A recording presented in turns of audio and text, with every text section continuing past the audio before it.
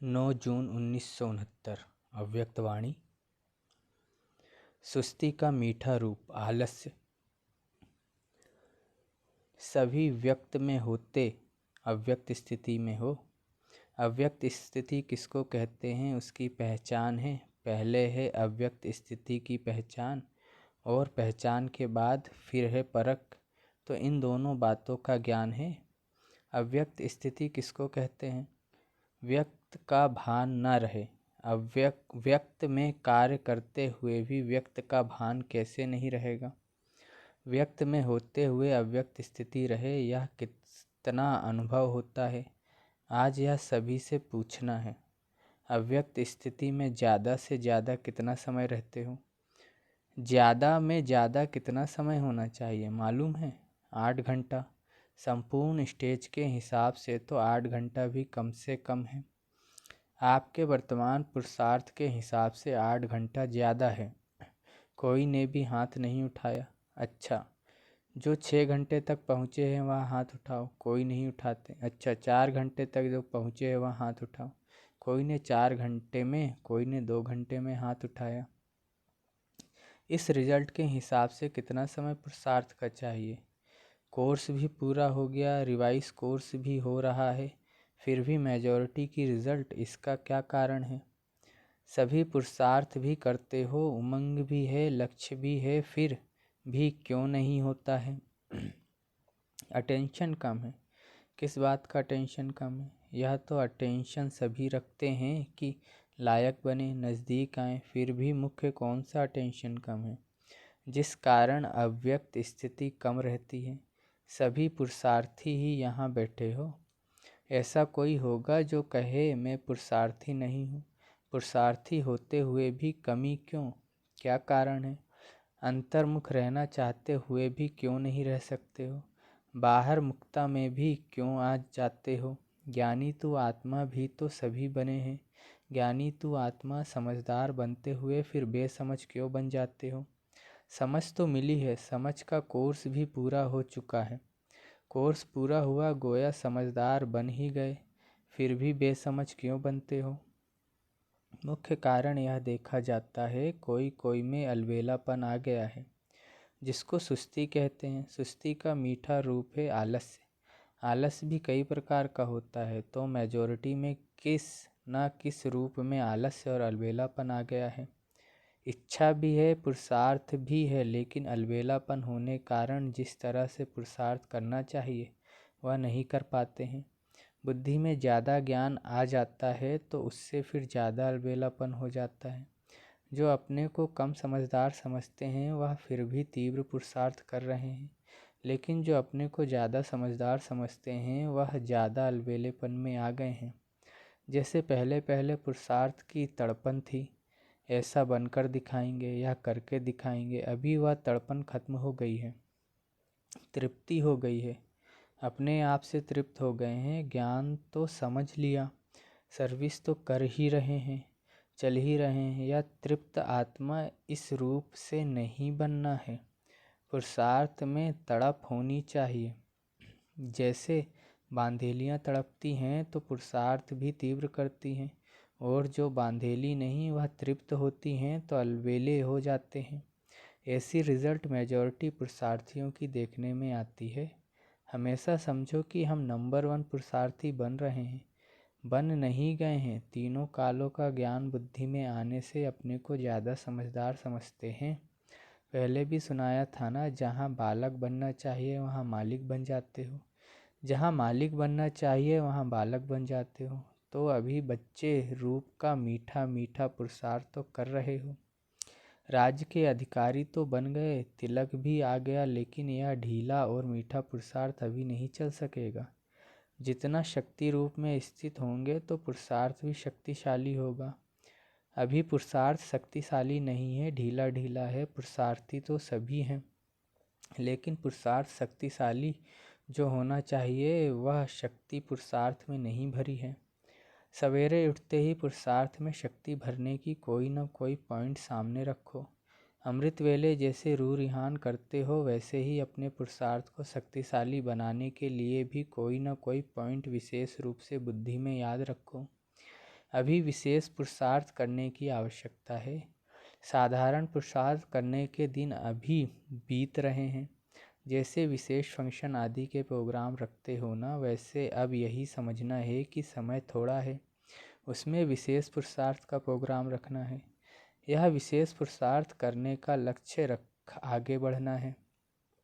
अगर ऐसी ढीली रिजल्ट में रहेंगे तो जो आने वाली परीक्षाएं हैं उनकी रिजल्ट क्या रहेगी। परीक्षाएं कड़ी आने वाली हैं, उसका सामना करने के लिए पुरुषार्थ भी कड़ा चाहिए। अगर पुरुषार्थ साधारण, परीक्षा कड़ी, तो रिजल्ट क्या होगी। अच्छा, आज तो गोप से मुलाकात करते हैं। अपने पुरुषार्थ में संतुष्ट हो। चल तो रहे हो, लेकिन कितनी परसेंटेज में। जो समझते हैं हम 75% श्रीमत पर चल रहे हैं, वह हाथ उठाए। कईयों ने हाथ उठाया। अच्छा, मुख्य श्रीमत क्या है। मुख्य श्रीमत यही है कि ज़्यादा से ज़्यादा समय याद की यात्रा में रहना, क्योंकि इस याद की यात्रा से ही पवित्रता, देवी गुण और सर्विस की सफलता भी होगी। जो 75% श्रीमत पर चलते हैं, उन्हों का याद का चार्ट कितना है। याद का चार्ट भी 75% होना चाहिए। इसको कहेंगे पूरी श्रीमत पर चलने वाले। आज खास गोपों को आगे किया है, गोपियों को पीछे मंगाया है, क्योंकि जब भी मिलन की कोई बात होती है तो गोपियाँ जल्दी आ जाती हैं। गोप देखते देखते रह जाते हैं। गोपों को जिम्मेवारी भी देनी है। यूं तो दी हुई है, जैसे आप लोगों के चित्रों में दिखाया है ना कि द्वापर के बाद ताज उतर जाते हैं, तो यह जिम्मेवारी का ताज भी दिया हुआ तो है, लेकिन कभी कभी जानबूझकर भी उतार देते हैं और माया भी उतार देती है। सतयुग में तो ताज इतना हल्का होता है जो मालूम ही नहीं पड़ता है कि कुछ बोझ सिर पर है। सतयुग की सीनरियाँ सामने आती हैं कि नहीं। सतयुग के नज़ारे स्वयं ही सामने आते हैं या लाते हो। जितना आगे बढ़ेंगे तो ना चाहते हुए भी सतयुगी नज़ारे स्वयं ही सामने आएंगे। लाने की भी ज़रूरत नहीं। जितना नज़दीक होते जाएंगे उतना नज़ारे भी नज़दीक होते जाएंगे।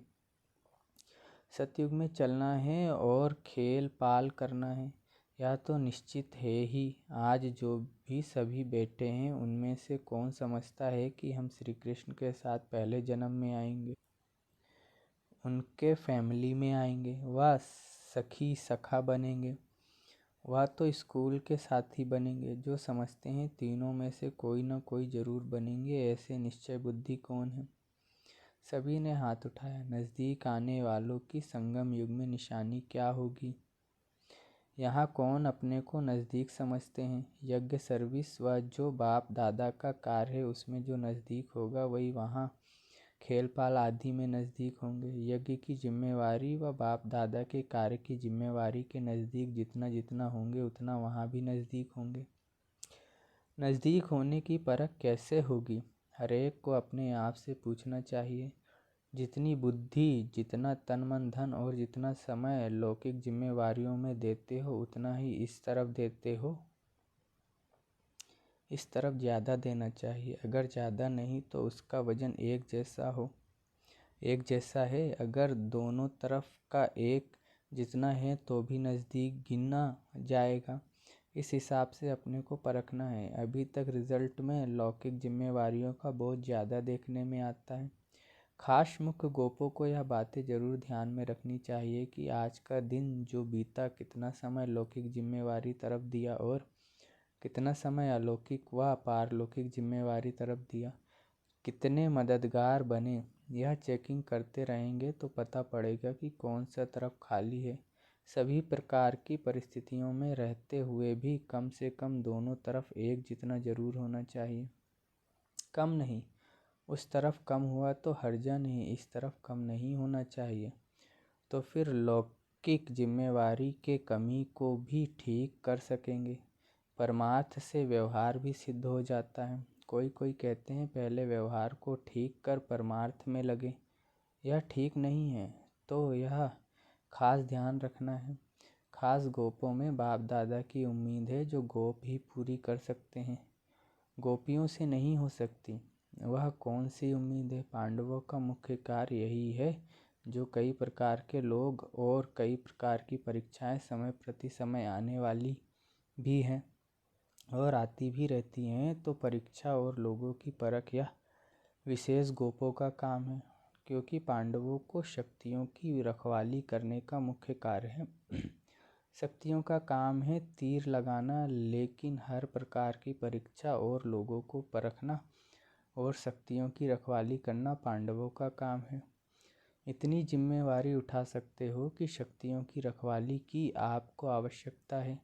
कहाँ कहाँ देखने में आता है पांडव अपनी रखवाली की औरों से उम्मीद रखते हैं, लेकिन पांडवों को अपनी रखवाली के साथ चारों ओर की रखवाली करनी है। बेहद में दृष्टि होनी चाहिए, ना कि हद में। अगर अपनी ही रखवाली नहीं करेंगे तो फिर औरों की मुश्किल हो जाएगी। अच्छा, ओम शांति।